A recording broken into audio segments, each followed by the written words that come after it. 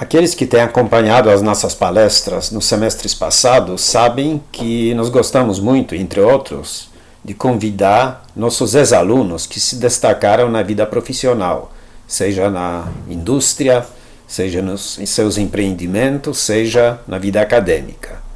E hoje nós teremos um exemplo desses. O nosso palestrante é Gustavo Barbieri, que era da turma de Engenharia de Computação de 2001. Ele trabalhou em várias empresas multinacionais e fundou 2 vezes, na realidade, sua empresa chamada Profusion. E ele vai nos falar hoje sobre a sua experiência de ser um empresário, que é extremamente interessante. Antes de passar a palavra para ele, eu gostaria de agradecer as palavras muito gentis que ele tem com os docentes do Instituto, em particular comigo. Eu sempre achei muito gratificante elogios de antigos alunos que têm uma perspectiva do tempo para avaliar as nossas contribuições. Então vamos passar a palestra do Gustavo.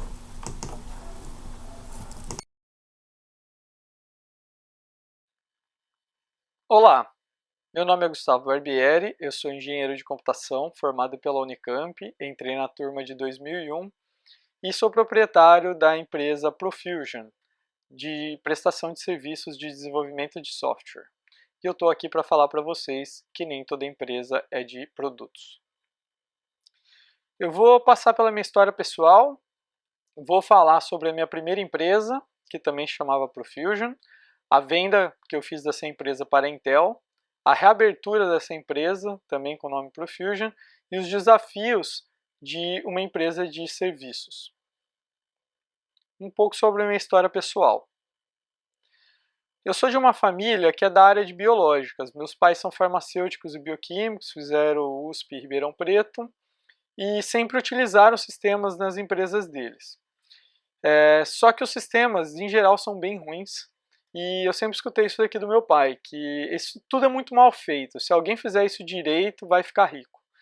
E desde então, com 9 anos de idade, eles me colocaram no curso de programação. Na época eram 2 linguagens bem comerciais, uma chamada DBase e a outra chamada Clipper, que são utilizados para fazer software ali de padaria, comércio em geral, aqueles softwares antigos que eram feitos em DOS, tela fundo azul, letra branca, esse tipo de software. Tá? E no interior de São Paulo, uma cidade chamada Sertãozinho, na qual eu não conhecia ninguém que pudesse trocar ideia comigo ou que tivesse algum conhecimento para me ajudar a evoluir. Então, minha evolução foi basicamente criar novos softwares em Clipper. Eu olhava um software em alguma loja, algum restaurante, algum lugar assim, e eu tentava recriar isso. Tá? E ficava ali horas e horas e dias tentando replicar, sem conseguir saber se era de fato daquele jeito, mas o software era feito, funcionava, e eu aprendi muito com isso.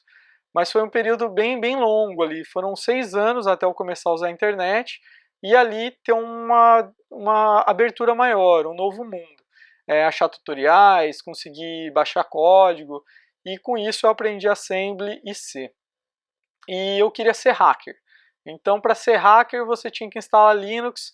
Foi a minha primeira experiência com Linux, e daí eu conheci o Open Source. Eu comecei a perceber que vários softwares eu podia não só mais imaginar como eles eram feitos, mas também ver como eles eram feitos. Então eu comecei a olhar muito código em Perl, aprendi TCL/TK, que é outra linguagem bem comum em Linux, e desenvolvimento em geral para Linux e também outras ferramentas como LaTeX. E desde então, com essa história de programar, eu sempre quis trabalhar com isso, né? E eu tinha um primo que fez poli, ele falou para mim, cara, tem um curso de computação lá no IME, na USP, você pode ver, e desde então eu queria fazer computação. Não necessariamente na Unicamp, mas eu queria fazer computação, eu já sabia desde os 14 anos que era aquilo que eu queria para mim. Tentei, não passei de terceiro colegial, infelizmente, fiz cursinho por 1 ano, e aí acabei passando em várias faculdades e acabei escolhendo a Unicamp pela grade curricular, engenharia, 5 anos, tal, aquele título de engenheiro, foi algo bem interessante. Hoje eu não tenho CREA, tá? Mas após que eu passei na Unicamp, rolou uma certa frustração inicial. Eu achei que eu ia chegar lá, eu já programava bastante, que eu ia chegar lá e encontrar vários super programadores e eles iam me ajudar a crescer e tudo ia crescer muito mais rápido, os professores e afins. E a parte prática da Unicamp é um pouco lenta, principalmente no começo. Né? A gente faz M62, 202 e é meio que aquilo lá, para quem já sabe programar, um pouco frustrante. Porém, um monte de amigos ali, veteranos até que nunca tinham visto programação e mesmo no primeiro e segundo ano ainda sofriam bastante. Então foi um tanto frustrante. Pensei em desistir do curso, tudo, mas acabei ficando, resolvi aproveitar o tempo, porque na graduação a gente tem muito tempo. Né? Quando a gente está na graduação, às vezes até no mestrado, a gente acha que pô, não tem tempo e tal, mas é uma das épocas que a gente mais tem tempo para experimentar, para errar, para acertar e estudar, né? E foi isso que eu fiz. Eu aproveitei bastante os colegas, aproveitei bastante os professores, tinha uma relação bem boa com os professores, apesar de eu não ser um CR bom ou ter muitas notas boas, eu nunca quis ser acadêmico, nunca quis fazer mestrado, nada, mas eu sempre tive um relacionamento bem legal com os professores e tenho até hoje. E nesse investimento em estudo eu acabei me aprofundando muito em open source a partir de 2001. Comecei a pegar muito código para ler, escrever muito código, ajudar muito projeto, e em 2002 a gente fundou o grupo Pro Software Livre na Unicamp. Tá, com o apoio dos professores também, professores fundamentais como o Rodolfo, a própria Islene, que deram abertura para a gente fazer trabalhos com open source, por exemplo, a Islene mexer no kernel do Linux, o Rodolfo, a gente mexer no GCC em vez de usar o compilador de brinquedo que tem no IC. Isso daí foi muito legal. Esse convívio no open source me deu muita visibilidade a ponto de eu conseguir o meu primeiro estágio no LTC da IBM, foi a primeira instância da LTC. Também consegui meu primeiro emprego no Instituto Nokia de Tecnologia em Recife, justamente por eu ter muita visibilidade. Eu era muito conhecido na comunidade Python aqui no Brasil. E chegando nesse primeiro emprego, eu fui crescendo demais, né? A gente foi aprofundando, levei muita gente da Unicamp comigo, fomos em 4 no começo da Unicamp, e de repente, sei lá, tinha umas 20 pessoas no Instituto Nokia que vieram da Unicamp desse grupo de open source. E esse primeiro emprego e essa visibilidade no primeiro emprego, no ambiente open source, foi o que me levou a abrir a primeira empresa. Qual que era o cenário? Eu ia para muitos congressos. Desde a Unicamp eu já ia para congressos apresentar, tinha ido até para Nova Zelândia apresentar sobre o GCC, um trabalho que eu tinha feito numa matéria com o professor Rodolfo. E isso daí foi trazendo muita visibilidade, muitas pessoas querendo fazer projeto, só que a gente não podia fazer projeto porque o Instituto de Pesquisa da Nokia era para basicamente atender a Nokia. E vendo essa demanda, principalmente após iPhone, a gente estava na Nokia fazendo um trabalho bem parecido com o que depois o iPhone mostrou ser essencial. Mas dentro da Nokia a gente não tinha muita visibilidade. Na época o Série 60, aquele tipo de software, era o que a Nokia queria, porém saiu o iPhone, todo mundo começou a demandar aquilo, e a gente tinha uma competência técnica muito grande naquele tipo de software. Interface gráfica rica, conectividade, multimídia, e era esse o cenário, né? A minha família, sempre que eu voltava de Recife, onde era o Instituto da Nokia, para festas de final de ano, falava, pô, mas você não vai abrir sua própria empresa, você vai ficar de funcionário, então tive um estímulo familiar bem legal. Isso daí me deu a vontade de abrir a empresa, né? Eu conversava com alguns amigos, falava, cara, acho que tem potencial, acho que a gente consegue abrir uma empresa. E assim foi. Eu tive um atrito com o chefe da época, que tentou convencer a abrir uma empresa com ele, eu acabei preferindo não abrir. Eu tinha um cliente em potencial, indicado do professor Rodolfo e professor Guido. Eles me falaram, cara, estava começando o set-top box no Brasil também, TV digital, 2008. E eles falaram, tem esse cliente, ele quer fazer um projeto, não tem quem faz isso, acho que você faz. Então esse relacionamento com os professores foi bem legal, porque eles nos recomendaram esse primeiro cliente. E a gente tinha um conhecimento técnico muito grande, o que nos fez ter completa confiança de a gente consegue fazer esse projeto, vamos abrir uma empresa e vamos fazer esse projeto.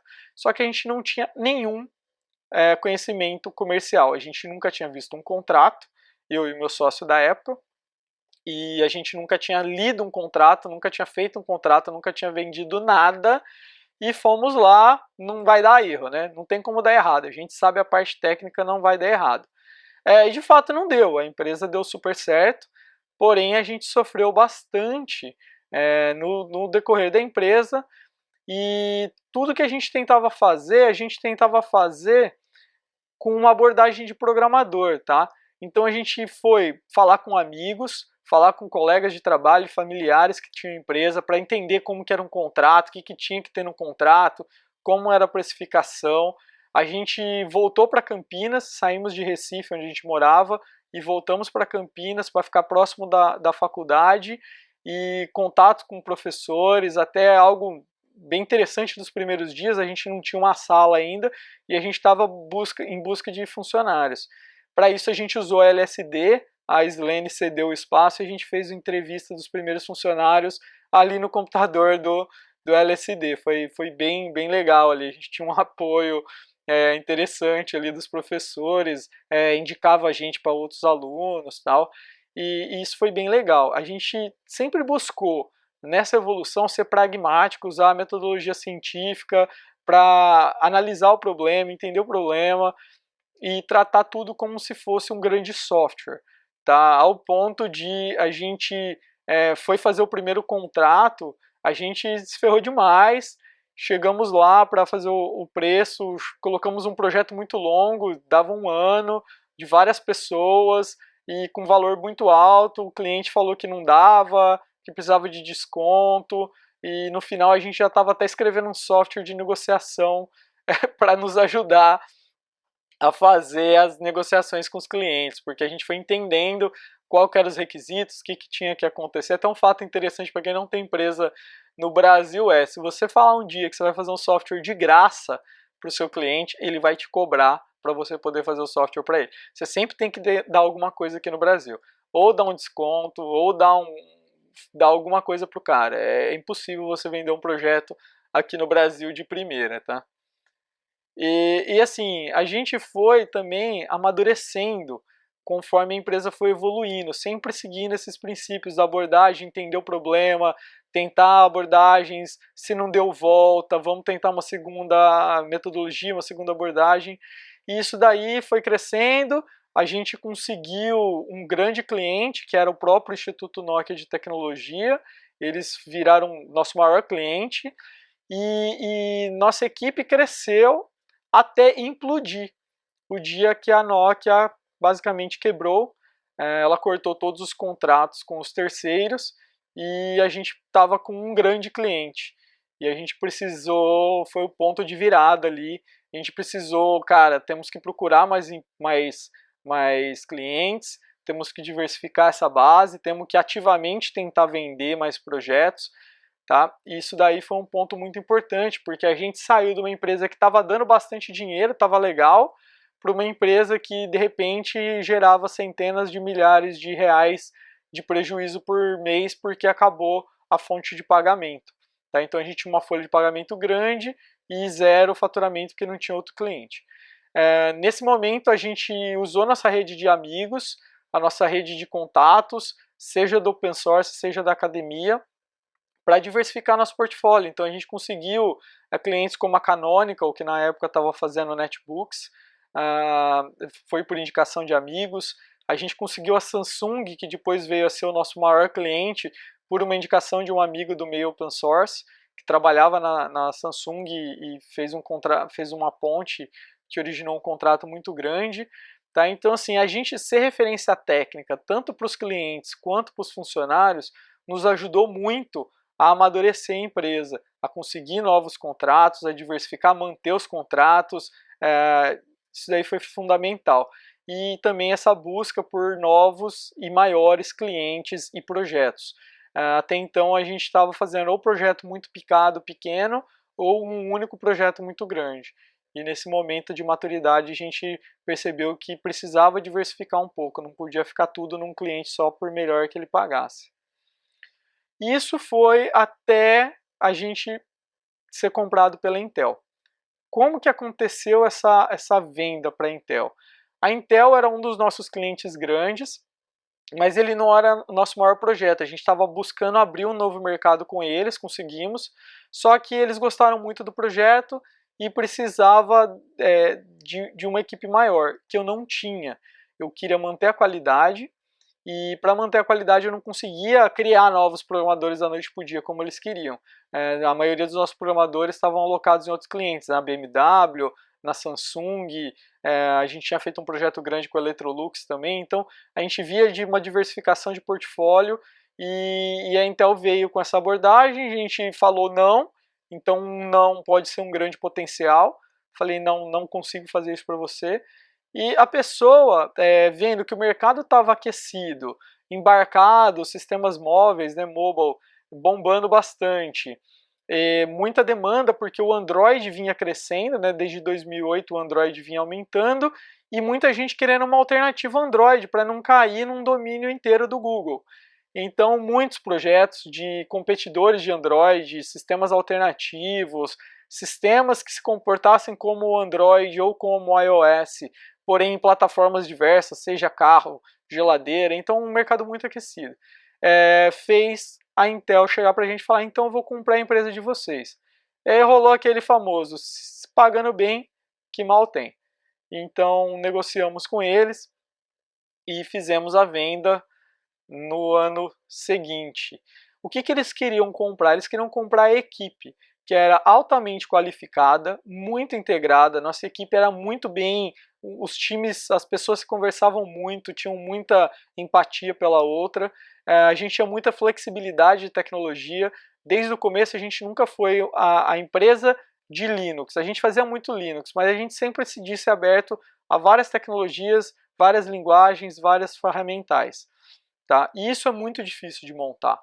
Para vocês terem uma ideia, antes da compra da nossa empresa, a Intel já tinha comprado uma empresa que era especializada no ambiente gráfico chamado GTK para Linux, e depois eles transitaram para o lado da Nokia. A Nokia trabalhava com QT, então eles contrataram um time de QT, e esses times, apesar de serem bons, eles não eram flexíveis, eles não tinham essa empatia de se integrar com o outro e tentar fazer outras coisas.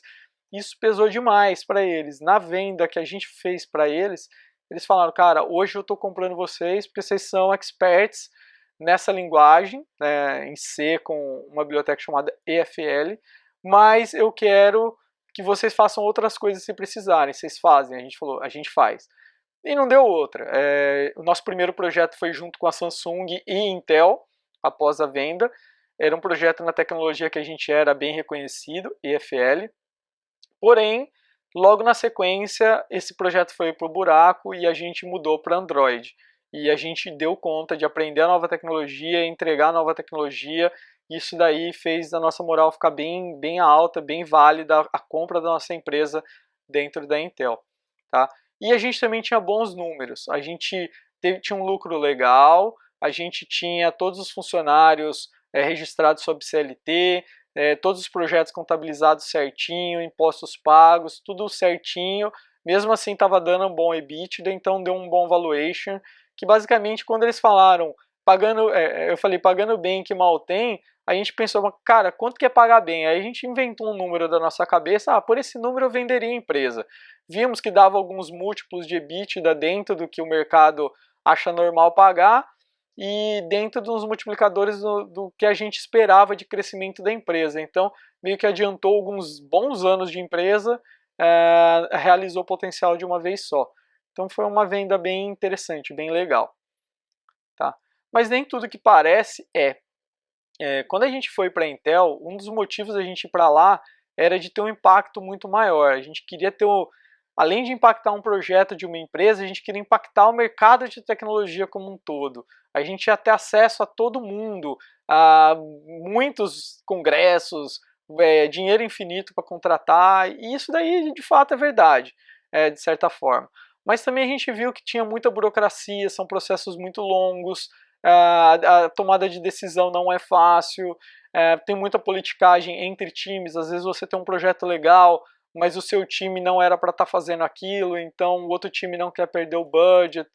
Enfim, tem vários problemas que eu não imaginava passar depois de já ter tido a minha própria empresa. Eu tinha visto um pouco disso na IBM, tinha visto um pouco disso na própria Nokia e revi isso na Intel. Também percebi que tem uma obsolescência técnica muito grande você ficar dentro de uma grande empresa, porque você fica um pouco travado, você não consegue acompanhar, por mais inovadora que a empresa seja, como a Intel na área de software a gente acabava ficando muito para trás, não tinha tanta flexibilidade de inovar como a gente fazia antes. E isso reduziu muito o impacto, né, tanta burocracia, politicagem, essa obsolescência, também reduziu o impacto que a gente conseguia ter. Então isso que a gente esperava de ter um impacto muito grande não se concretizou, o que acabou dando uma falta de motivação em mim, no meu sócio, algumas pessoas da equipe, e levou a querer sair para abrir a empresa novamente. E a segunda empresa, como que nasceu?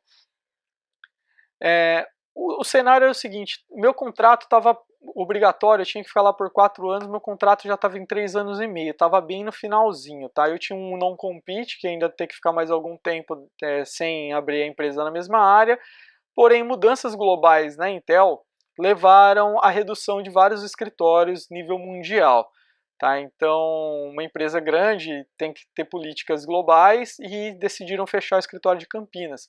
Só que desde o começo eu tinha no meu contrato que eu não era obrigado a me relocar para nenhum lugar, seja no Brasil, não queria ir para São Paulo, seja nos Estados Unidos, eu não queria ir para os Estados Unidos ou para a Europa. Então eu ganhei a oportunidade de sair da Intel por quebra de contrato da parte deles, sem o non-compete, e foi totalmente amigável, tanto que eles me devolveram o nome, a marca Profusion voltou a ser minha, o CNPJ é deles, eu criei um novo CNPJ, mas a Intel inclusive virou minha cliente. Foi meu primeiro projeto na empresa nova, foi com a própria Intel. E eu também conversei com o meu sócio antigo, o qual não quis participar dessa nova empresa, porque apesar de uma empresa de serviços não ter tantos riscos como uma de produto, ela ainda tem riscos, dá dor de cabeça e dá uma grande preocupação. Então ele não topou abrir essa nova empresa e o meu líder de projeto, cara bicho da Unicamp meu, direto, participou no grupo Pro Software Livre comigo, foi um dos primeiros funcionários da minha primeira empresa, pessoa de alta confiança, alta capacidade técnica e que gosta de risco. Então eu falei, Bruno, vamos abrir essa empresa? Aí o Bruno Dili, esse 02, falou, cara, vamos. E assim foi.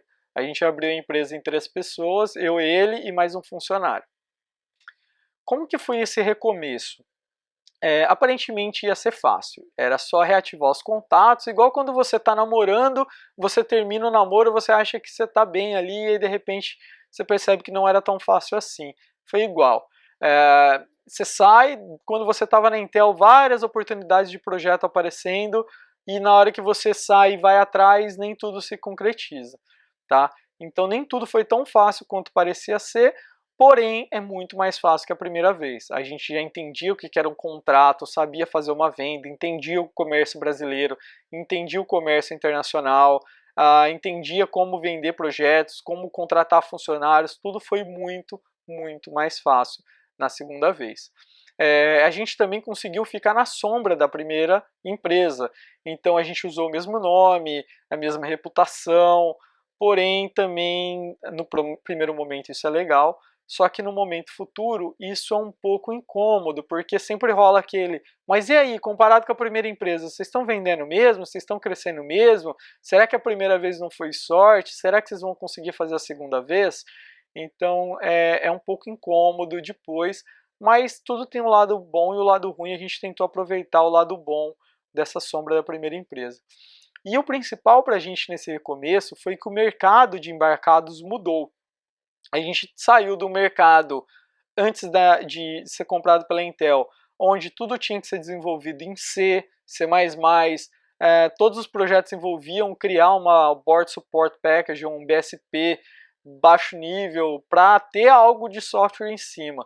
Então eram coisas essenciais, a gente vendia muito projeto nessas áreas e o mercado mudou. O hardware evoluiu, ficou mais comodizado, ficou mais barato, qualquer hardware passou a rodar Android, qualquer hardware passou a rodar um web runtime e você podia programar em web.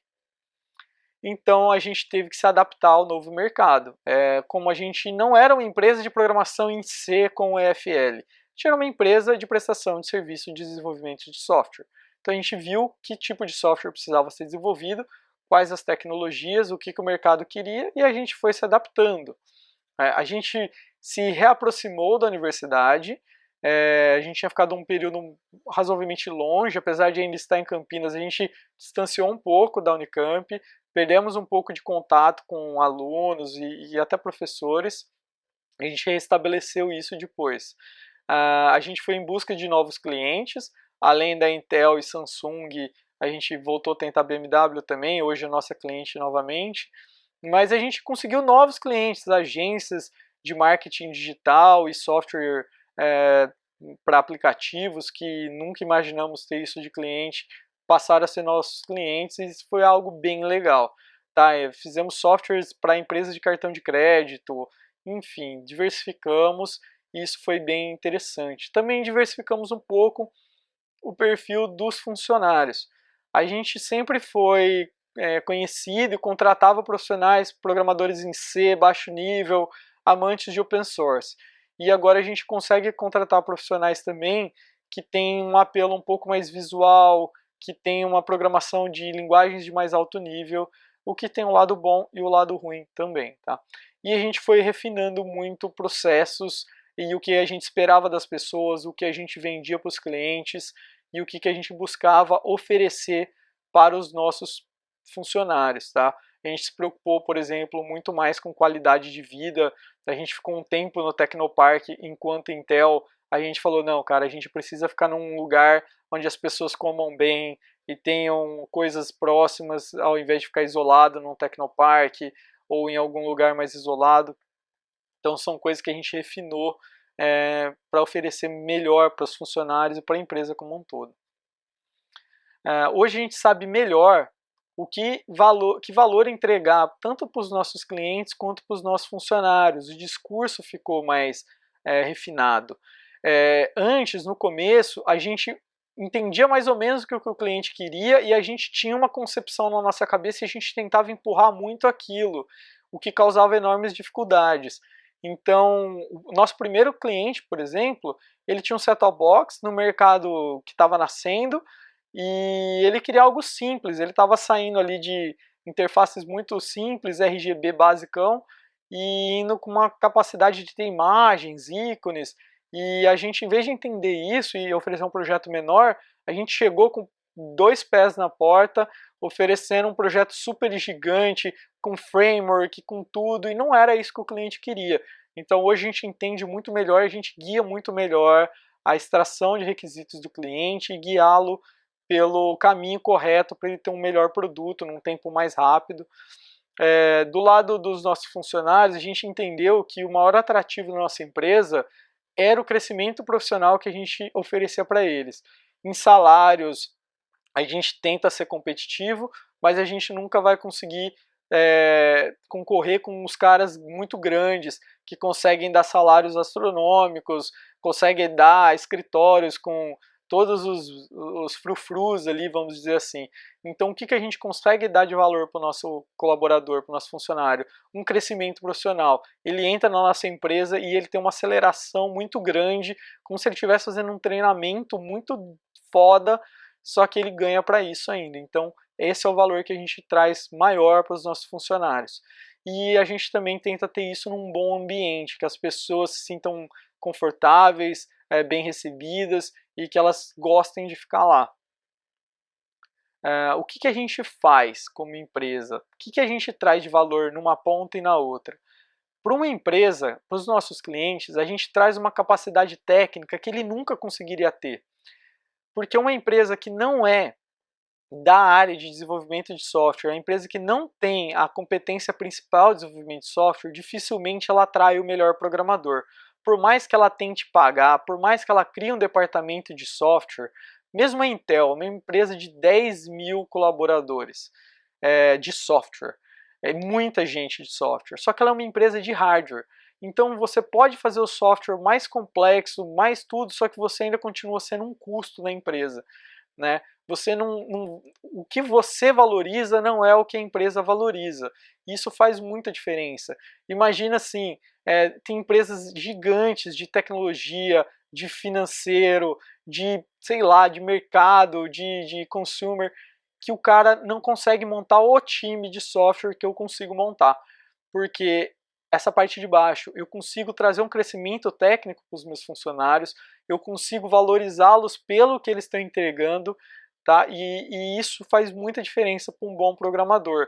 Ele gosta de ser entendido e ele gosta de ser valorizado. E eu consigo fazer isso. Então a gente faz essa conexão, a gente consegue trazer esse time super qualificado para essa empresa. E o melhor, esse cliente que faz uso dessa equipe, muitas vezes ele não conseguiria manter, às vezes ele até traz a equipe, monta e desenvolve o software, aí chega na época de manutenção, o time desmotiva e sai.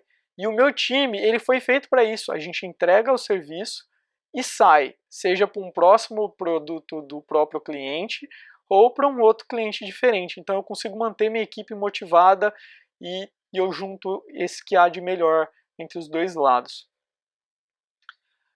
E a gente também, ao entender o novo mercado, percebeu que não é só a área de embarcados que precisava de projetos bem feitos.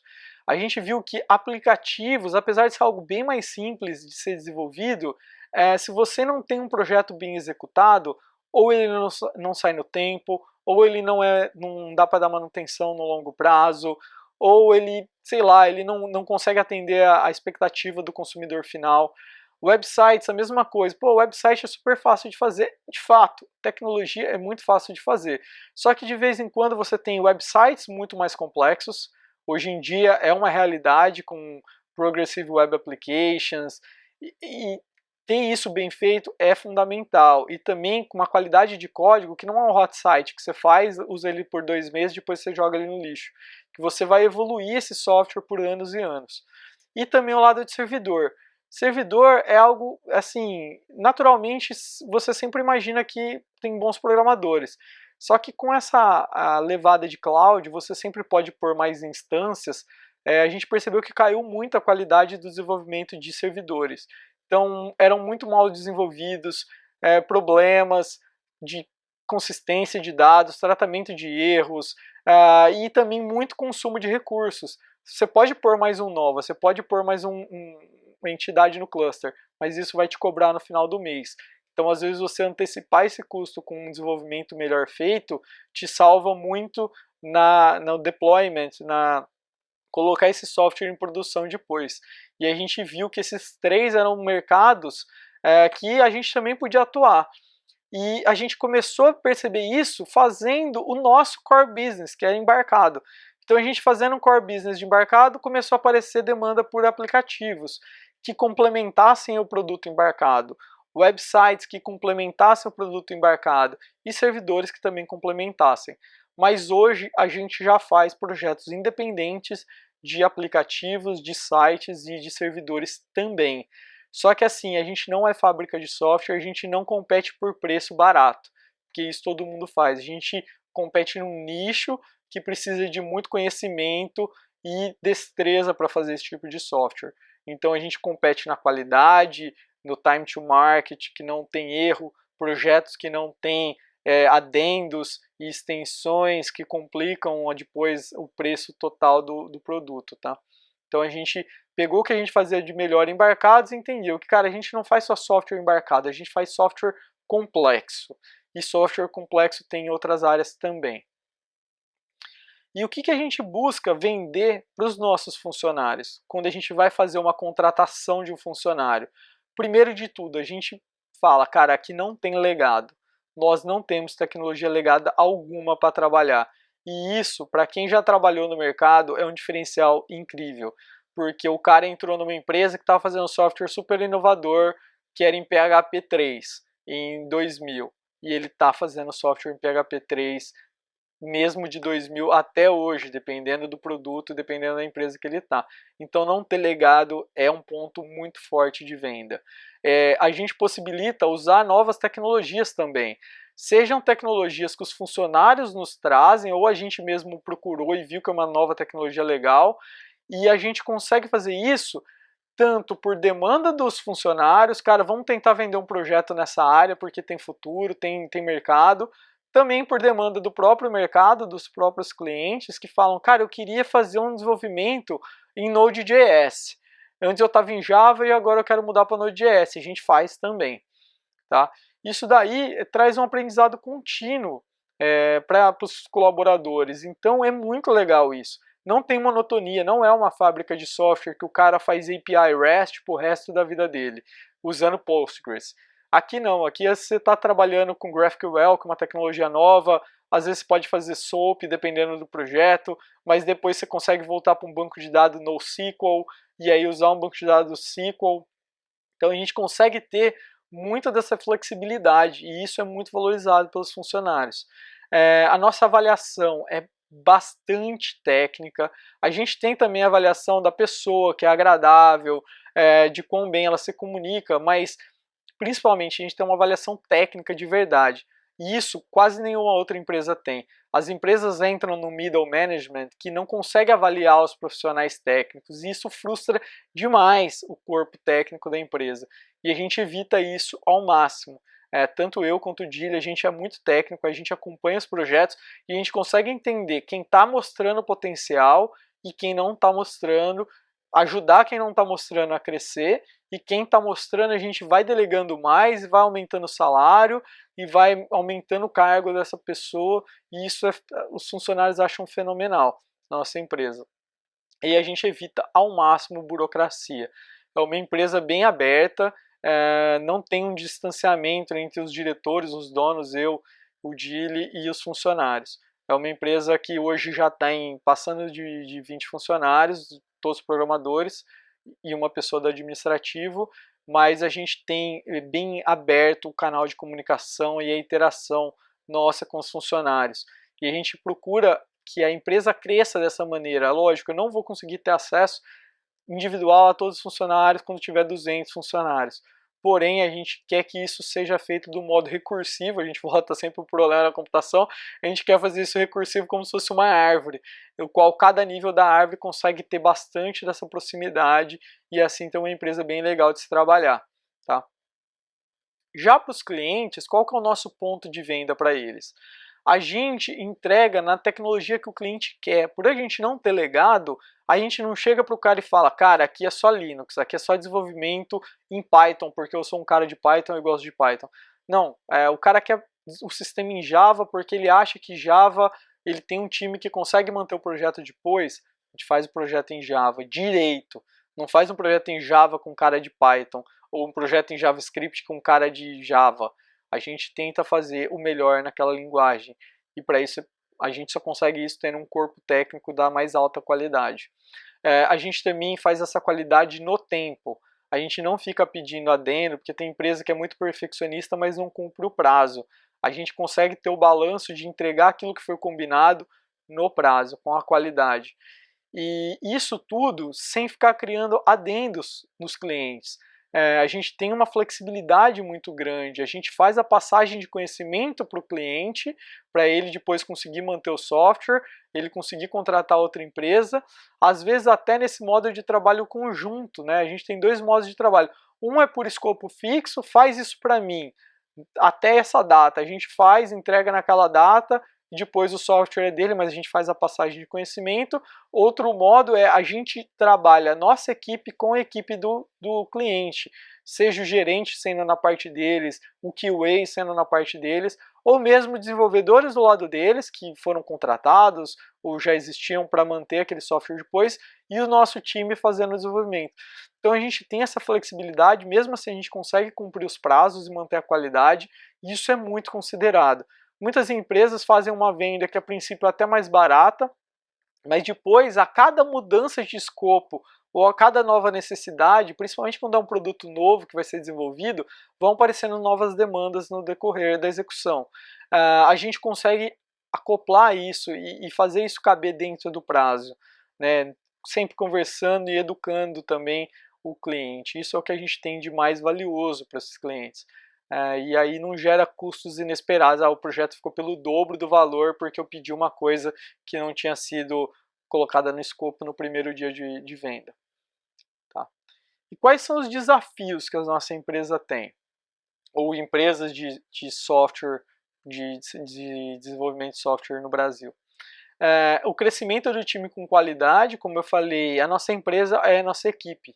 E manter uma qualidade na equipe é fundamental para a empresa crescer e continuar mantendo os clientes e para manter a própria equipe. Uma equipe que começa a ficar ruim, ela se vai. Todo mundo que é bom vai embora, só sobram os ruins e aí você perdeu sua empresa. Não tem mais nada. A gente também tem o desafio de vendas de projetos mais longos. Porque numa empresa de serviço, você faz a venda com uma certa margem e o tempo de passagem de um projeto para o outro é o que você não pode ter muito grande, porque se esse projeto, se esse tempo de passagem é muito longo, ele vai comendo a sua margem até ficar no negativo. E tendo projetos maiores, você elimina essas janelas e consegue ter uma empresa mais saudável financeiramente. E também vendas no mercado internacional, porque o câmbio nos favorece e também o tipo de cliente é muito interessante. É um tipo de cliente mais maduro. Para eles, não obrigatoriamente tem que ter um desconto. No Brasil, obrigatoriamente você tem que dar um desconto. Fora do Brasil já é um pouco diferente. A história, o cara não te atrasa para pagar. É um cliente muito mais fácil de trabalhar. Mas é difícil de ganhar a confiança dele, principalmente estando no Brasil. Bom, especificamente, desafios de contratação. Quais são os desafios de contratação de uma empresa como a nossa, que é pequena?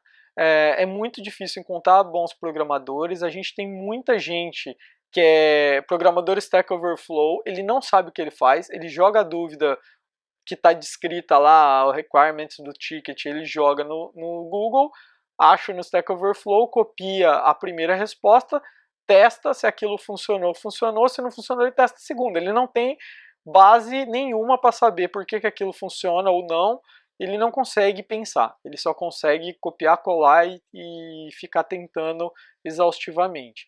E isso não serve para a nossa empresa, porque a gente tem muita variação de tecnologia e o cara não consegue entregar nada se for nesse modo.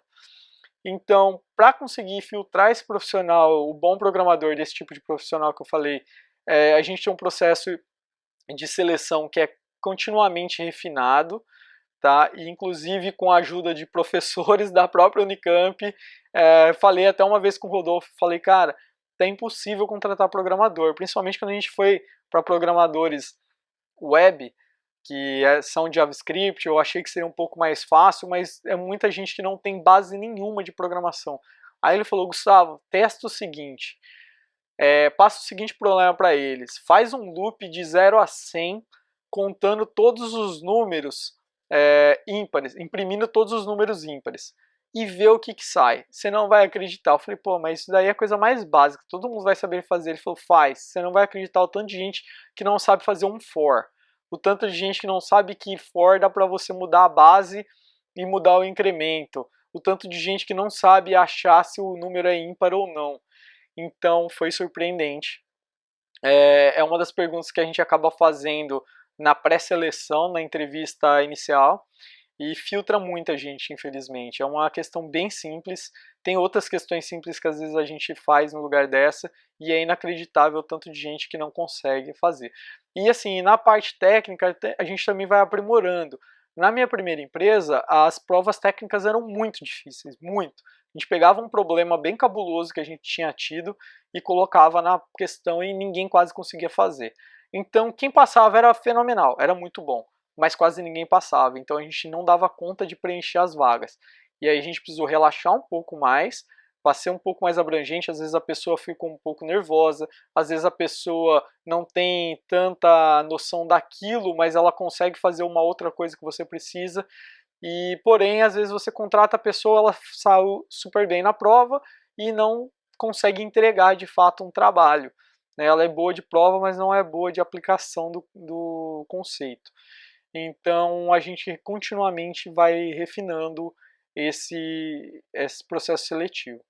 E a gente também está trabalhando muito na visibilidade da empresa. Ficou um pouco caído na hora que a gente voltou para a segunda encarnação da empresa.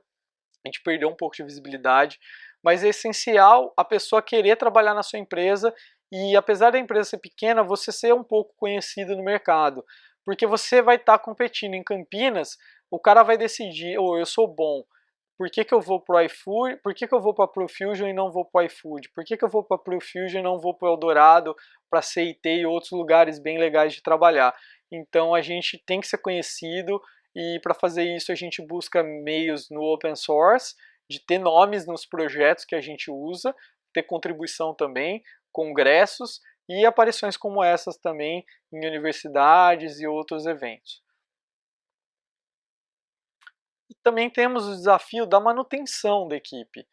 Uma equipe boa atrai bons programadores, né? Gente boa gosta de estar com gente boa. Vai ser muito raro você ter um cara bom que não gosta daquela equipe porque ele queria ser o melhor e queria que todo mundo fosse pior que ele para não ter muito esforço. Isso existe, mas é raro. A maioria dos bons programadores gosta de ter gente tão inteligente quanto ou mais inteligente junto para o cara se espelhar, ter um motivo de investir o tempo dele em aprendizado, e isso daí é muito gratificante. Então, ter uma equipe boa é essencial para manter uma equipe boa, né? Só que também não é o único. Se você tiver uma equipe boa e ficar fazendo hot sites, esse programador vai tender a ir embora, ele vai procurar uma empresa que tem um pouco mais de desafios, né? E isso daí é essencial. Então, ter projetos desafiadores, seja na escala, isso daqui vai ser usado por 1 milhão de pessoas ao mesmo tempo. Então é um desafio interessante. Eu não posso fazer qualquer coisa. O critério de segurança é muito. Isso daqui vai ser usado num banco, não pode ter problema de segurança de jeito algum. Isso daqui precisa de uma consistência de dados a mais alta. Ou isso daqui, visualmente, precisa ser uma interação muito rica. E para dar essa interação muito rica no celular mais chinfrim ali de hardware, você precisa fazer uma coisa mais inteligente, não é só jogar lá e a coisa sai. Então esse tipo de desafio é muito interessante. E também o aprendizado contínuo. E para isso ainda a gente usa o foco, o aprendizado contínuo e ainda focado. Tem pessoas que são mais de back-end, pessoas que são mais de front-end, a gente não tem a capacidade hoje com 20 pessoas de contratar uma pessoa só para back e uma só para front. Porém a gente tenta direcionar que essa pessoa fique em projetos com mais cara de back. Por exemplo, às vezes o cara faz o back do front ou o front do back, e assim a gente acaba mantendo a pessoa motivada e aprendendo. Às vezes ela está trabalhando no back-end, aprendendo uma nova tecnologia, porém focado ali no que ela gosta mais. A gente tenta ter um ambiente de trabalho bem legal, bem receptivo, aberto, que a pessoa se sinta confortável e que cresça, tá? A gente não tem todos os frufrus do mercado, apesar de a gente ter máquina de café, bolacha, essas coisas liberadas, a gente não consegue competir com o Google, por exemplo, nesse critério. A gente não consegue ter um restaurante nosso dentro da própria empresa. Porém, a gente tenta o máximo e as pessoas valorizam muito isso, tá? E, claro, bons salários. Não adianta você tentar manter um programador super bom pagando metade do que ele ganharia com um outro concorrente. A gente tem uma política de salários bem ampla, bem flexível, e o nosso processo costuma começar sem uma faixa definida. A gente contrata a pessoa pelo que ela acha que ela gostaria de ganhar, pelo tanto que ela acha que ela vale, a gente pergunta o tanto que ela gostaria de ganhar, e isso a gente usa. Cara, a gente consegue pagar isso para essa pessoa, para ela fazer isso que ela tá achando que ela faz? Sim ou não? Se sim, a gente contrata, e conforme a gente vai entregando mais e a pessoa vai, a gente entrega mais desafios para a pessoa e a pessoa corresponde, a gente vai subindo o perfil da pessoa, consequentemente também subindo o salário. Algo que não acontece na maioria das empresas. Eu já fui gerente na própria Intel, já trabalhei na Nokia, trabalhei na IBM, e é um processo muito diferente. É muito mais ágil e os funcionários gostam muito disso. Já no desafio de vendas, a gente tenta focar em ter grandes clientes. Por quê? Como a gente não dá manutenção no projeto, a gente precisa sempre de projetos novos, é ideal que a gente consiga projetos novos com a mesma empresa, porque a gente já consegue um encadeamento, e empresas grandes, elas sempre têm uma demanda, e elas vão te falar essa demanda. Se você estiver entregando algo de qualidade para elas, elas vão te falar: Gustavo, você faz back, você faz front, mas você consegue fazer esse outro negócio para mim? Às vezes você não te interessa e continua não tendo e fala, não, isso daí eu não faço, te recomendo outra empresa.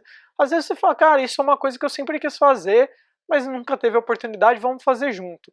Então ela te traz mais possibilidades de projeto, projetos maiores, de maior valor, mais longos, e também você fica sempre com... evita ter desocupação de time, que é o que reduz muito a sua margem. A gente também investe muito em clientes parceiros, são clientes que nos contratam para ajudá-los a entregar um produto para um terceiro. Tá? Então, geralmente são agências, os caras fazem os designs fenomenais, é muito fácil de usar, só que muito complexos para implementar. Muitas vezes eles têm times, muitos até bem qualificados, só que o cara não consegue ter a competência total, ele não consegue ter um time daquele tamanho com aquela competência. Então a gente vai junto, a gente faz a parte bem técnica, eles fazem a parte visual, às vezes faz até QA, testes, e a gente trabalha junto com o cliente final. Isso daí nos ajuda no processo de venda também. Então são parcerias que vêm dando muito sucesso para a gente. A gente faz também uma venda baseada em reputação. É difícil ter um cold calling que eu ligue para alguém e falo, oi, tudo bom? Meu nome é Gustavo, eu sou da Profusion e eu queria marcar uma venda com vocês. Ou queria marcar uma reunião com vocês. É muita venda por base de reputação.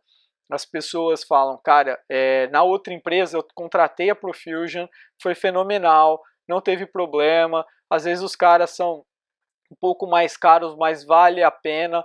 Então vamos contratar esse time, porque é um time diferenciado, os caras são muito bons. E então isso ajuda a gente nas nossas vendas, tá? E também a gente busca aumentar nossa visibilidade, como foi dito para os próprios funcionários, a gente busca aumentar nossa visibilidade também para os clientes, aparecendo em mais congressos, em projetos open source, que às vezes essas empresas usam um banco de dados ou alguma ferramenta. O cara vai lá e fala, pô, essa empresa ela é tão competente que ela não só usa esse projeto, ela contribui para esse projeto. Então ajuda a gente no nosso processo de vendas também. Tá? E para complementar, o que eu queria deixar bem evidente para vocês é que nem toda empresa de produtos é legal, é uma das coisas que mais chama atenção, principalmente pelo valuation, unicórnios, o cara fez o iFood, pô, é impacto mundial, né? Só que às vezes você não tem uma grande ideia, mas você é muito bom em executar um serviço, você é muito bom em executar algo que tem demanda, tá? Você é bom em fazer algo que alguém quer pagar por aquilo. É fundamental, não adianta você ser bom em algo que ninguém quer pagar. Mas você sendo bom em algo e as pessoas querem pagar por aquilo, se você tiver alguma disposição para risco, porque tem risco, apesar de não ser tão alto como o produto, mas tem um certo risco, você pode ter uma empresa de prestação de serviços ou trabalhar numa empresa de prestação de serviços. É emocionante, dá dinheiro, você consegue pagar bem seus funcionários, você consegue também tirar uma grana legal, e assim, é algo que é bem gratificante, é o que eu gosto mais de fazer. Já tentei fazer produtos, deu muito errado, não sou um cara de produtos, sou muito ansioso, e percebi que o que eu gosto de fazer mesmo na minha empresa, o meu sócio também compartilha disso, é serviço. A gente é bom de fazer serviço, a gente tem que tentar tirar de melhor o que a gente faz de melhor.